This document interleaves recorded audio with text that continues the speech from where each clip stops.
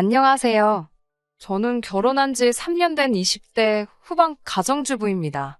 아직 아이는 없습니다. 저희 부부는 대학교에서 만나 줄곧 친구로 지내다가 졸업 이후에 연애를 하기 시작해 2년 만에 결혼식을 올렸습니다. 부부 사이에는 크게 문제될 만한 일이 없는데 시댁 때문에 남편과 저 모두 스트레스를 받아 미칠 지경이네요. 저희 부부는 맞벌이를 하고 있고 각자 수입은 알아서 관리합니다. 남편은 중견기업에서 근무하는데 연봉은 4천이 좀 넘습니다. 저도 결혼 전에는 회사 생활을 했었지만 잦은 야근과 과도한 업무로 몸이 안 좋아져서 지금은 커피 전문점을 운영하고 있습니다. 다행히 커피 전문점이 꽤 잘 되는 편이라 월 순수익으로 800 정도는 가져가고 있습니다. 매달 조금씩 변동이 있긴 하지만 대기업 못지 않은 수준입니다. 사실 제가 커피 전문점을 시작할 수 있었던 건 친정 부모님의 도움이 컸습니다. 친정 아버지는 작게 사업을 하시고 부동산 자산이 좀 있으세요. 아버지 건물에서 시작한 덕분에 여러 가지 혜택을 많이 본 경우입니다. 반면에 시댁은 경제적 상황이 여유롭지 못한 편입니다. 남편이 4살이나 되었을 무렵 남편의 친아버지는 바람을 폈고 시모가 양육권을 갖는 조건으로 이혼을 하셨대요. 그리고 시모도 얼마 지나지 않아 재혼을 했고요. 재혼한 상대와의 사이에서 지금의 신우가 태어났다고 합니다. 바람난 전 남편의 아들이라는 이유로 시모는 자기 친아들임에도 불구하고 남편을 그렇게 힘들게 했다고 해요.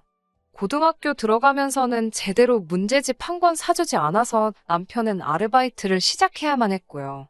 대학에 들어와서도 편의점과 식당을 가리지 않고 알바해서 등록금 대고 자기 힘으로 졸업했어요. 반면에 신우는 남편 표현을 빌자면 생각 없이 개념 없이 사는 사람입니다.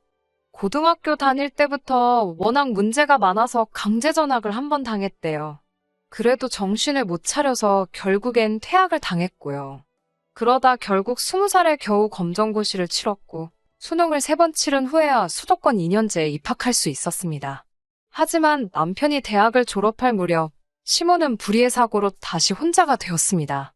남은 건 사망보험금과 신우뿐이었죠. 그러자 시모는 남편에게 한 달에 생활비 명목으로 100만 원씩 달라고 그러더래요. 마음 여리고 착한 남편은 시모와 신우의 사정을 모른 척 할 수 없어서 알겠다 했고 그게 지금까지 이어지고 있었고요. 수입도 각자 관리하고 있었고 남편이 시모에게 자식된 도리를 하는 거니까 그 자체에 제가 관여할 이유는 없었습니다. 하지만 저는 남편이 때로 안쓰럽게 보이더라고요. 가령 남편이 하루라도 생활비를 돈 줘야 할 때 안 주게 되면 득달같이 남편에게 전화를 해서 돈 떨어졌다는 소리를 하시며 사람을 쥐잡듯 잡으시거든요. 그런 모습을 보고 있으면 어떻게 이런 시모 밑에서 남편같이 성실하고 좋은 사람이 태어났을까 싶어요. 사실 결혼할 때도 잡음이 아예 없었던 것은 아닙니다. 일단 주택 문제가 쉽지 않더라고요. 지금 살고 있는 아파트는 35평으로 저희 친정부모님이 하나뿐인 딸 행복하게 살라고 지원해주신 집이에요. 반면에 저희 남편은 그 당시 모아둔 돈은 4천만 원 남짓이었고요. 주변 사람들은 남자는 응당 집을 해오고 여자는 혼수를 해야 한다지만 저는 그냥 형편되는 사람이 집을 하면 된다고 생각했어요. 그래서 제가 집을 했고 남편이 혼수를 했을 때도 기분이 나쁘거나 그런 건 없었습니다. 남편이 정말 힘들게 모은 돈인 걸 알았으니까 그 정도만으로도 충분했어요. 시모랑 신우는 경기도 외곽 빌라에서 둘이 살고 있었고 그 곳 전세 보증금은 1억이었는데 그런데 그 1억은 나중에 신우 결혼할 때 쓰실 거라고 저희한테 절대 넘보지 말라고 하시더군요. 남편도 저도 애시당초 그 돈에는 관심도 없었는데 말이죠. 하지만 제가 집을 해왔기 때문에 예단은 안 하는 걸로 생각했어요. 남편도 당연히 그렇게 생각했고요. 서로 주고받을 예물만 적당히 하자고 했고 당연히 꾸민비 같은 것도 안 받았죠. 그리고 이 모든 건 이미 상견례 때 서로 이야기가 된 부분이었습니다. 그런데 결혼식을 며칠 앞두고는 시모가 저희 친정엄마에게 연락해서는 주변에 보는 눈도 있고 자기 체면도 있으니 일단 형식적으로라도 예단을 해야 하지 않겠냐며 1,000만 원만 보내라고 하셨답니다. 거기다 신우 명품백도 하나 얹어서요. 친정어머니 기분이나 생각은 안중에도 없다는 듯 그 정도로 일단 충분할 것 같다는 말만 하고 저희 어머니 의견은 물어보지도 않은 채 전화를 끊어버렸다 하네요. 이런 시모의 모습에 저희 친정 부모님은 충격을 받으셨고 덕분에 자칫하면 파혼까지 할 뻔했습니다. 하지만 남편이 어떻게 알고는 시모와 크게 다투고 저희 집에 와서 몇 번이고 사과하면서 겨우 일이 마무리되는 듯 했습니다. 하지만 이 일은 서막에 불과했습니다. 얼마 전 있었던 일이에요. 신우가 얼마 전까지 취직을 못하고 빈둥거리다 시모의 등살에 못 이겨 간신히 작은 중소기업에 취직을 했더라고요.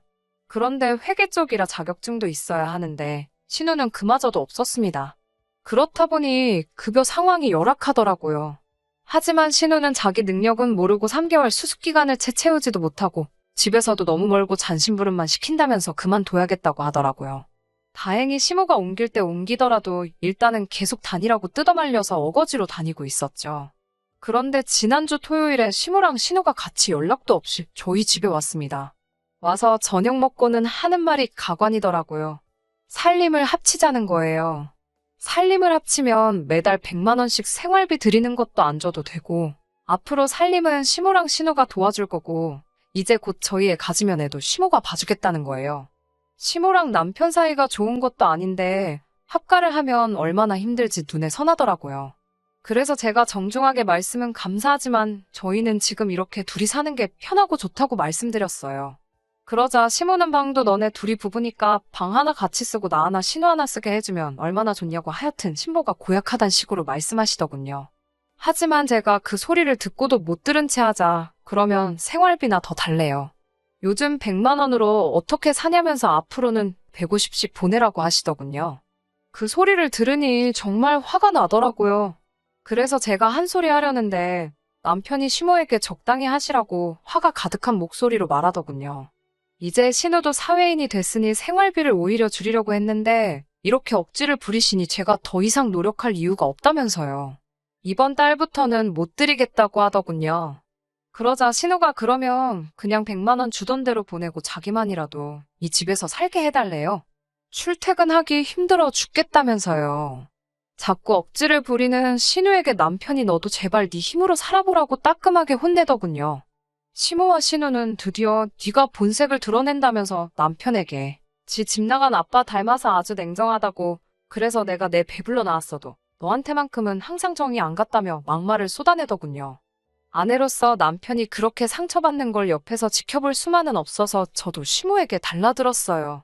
내 남편한테 함부로 말하지 마시라고요. 조금이라도 어른 대접 받고 싶으시면 어른답게 말씀하시라고요. 그리고 신우한테도 너 함부로 떠들지 말라고 그 입 찢어버린다고 했어요. 그러자 시모가 어디 감히 내 딸한테 그따위로 말하냐면서 제 뺨을 때리더군요. 저도 맞고 가만히 있을 수 없어 신우 뺨을 올려 쳤습니다. 그리고 냅다 신우 긴 머리채를 손으로 휘감아 낚아챘어요. 그러자 신우가 사람 살려라고 소리소리를 지르더라고요. 그러자 시모가 저한테 욕짓거리를 하면서 달라들더군요. 제가 신우 머리를 더 강하게 잡아 올리자 신우가 시모에게 엄마 그냥 미안하다고 해. 빨리. 이러면서 난리가 났어요. 남편이 저한테 이제 그만하라고 하기도 하고 이웃집에서 소란스러운 소리에 혹시 누가 신고할까 싶어서 그쯤에서 놔줬어요. 제 손에는 신우 머리카락이 한 움큼 들려있더라고요. 시모는 남편에게 저런 걸 데리고 사는 네 놈도 불쌍하다고 그러자 남편이 제 와이프에게 함부로 말하시면 저도 더는 가만히 안 있겠다고 하며 시모를 노려보더라고요. 시모는 저희더러 미쳤다면서 뒷걸음질을 치며 도망을 갔고요. 그리고 그날 이후로 정말 생활비 지원이며 명절에 용돈 드리던 거 이거저거 해드리던 거 얄짤없이 전부 다 끊었습니다. 그러자 시모랑 신우에게 번갈아가며 전화가 오더라고요. 그렇지만 남편이 이번엔 정말로 독하게 마음을 먹었는지 받지 말라고 아무 대꾸도 하지 말라고 저에게 신신당부를 했어요. 오로지 우리 둘이 행복하게 사는 데만 집중하자고요. 나중에 전에 들은 이야기지만 신우는 결국 그 직장마저도 성실하게 다니지 못해서 입사 2달을 채 못 채우고 잘렸다고 해요. 그리고 살던 빌라도 건물주가 전세금을 올린다고 해서 결국 반지하로 이사를 했고요. 그 이후로 신우는 이런저런 아르바이트를 전전하고는 있고요. 시모는 그 와중에 돈 얼마 벌어보겠다고 동네 아저씨들하고 지저분한 소문이 나서 얼굴도 못 들고 다닌다더군요. 저희 부부는 그 사건 이후로 더욱 서로에게 의지가 돼주며 행복한 결혼 생활을 이어나가고 있습니다. 가끔 남편에게 그래도 친어머니인데 그립지 않냐고 하면 그 어머니에게 받았던 사랑보다 더 큰 사랑을 제가 주고 있기 때문에 자긴 이미 충분히 만족스럽다고 이야기합니다. 내일 하루는 오늘 하루보다 남편을 더 사랑해 주려고요.